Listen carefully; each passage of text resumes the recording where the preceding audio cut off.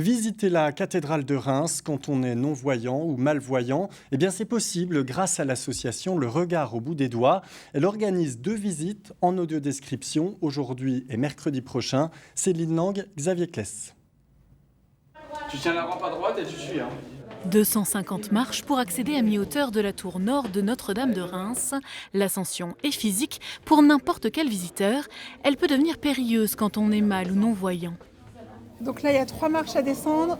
Heureusement, Mélanie Lemoine, qui connaît par cœur les hauteurs de la cathédrale, veille à ce que ses visiteurs accèdent sans danger aux passages étroits et presque secrets de l'édifice, tout en leur décrivant ce qu'ils ne peuvent pas voir.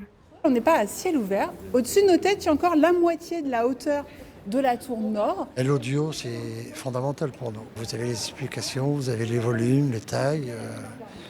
Vous imaginez bien, quoi. Votre esprit fonctionne et vous visualisez, quoi, en fait.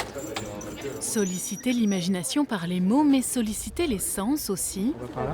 Il y a de l'air, là. Le toucher, l'ouïe, une somme d'impressions pour un tableau complet. On ressent ce monument qui est magnifique et puis après c'est vrai qu'on n'a pas accès visuellement à l'architecture, mais on ressent l'espace, on ressent l'environnement, le vent qui est présent, qui est continu, et puis les bruits de la ville sont beaucoup plus éloignés, donc du coup on arrive à se faire une idée à peu près de la hauteur, on va dire. On est vraiment dans un endroit très calme qui résonne. On est vraiment donc sous la charpente, en ciment armé. On a pu toucher des éléments en pierre, toucher la charpente en ciment armé et donc de découvrir autrement les différentes facettes de ce circuit de visite.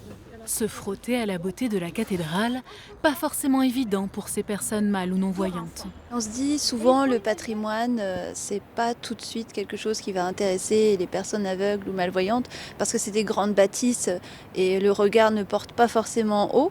Alors qu'avec l'audiodescription, là on peut vraiment se rendre compte de ce que c'est.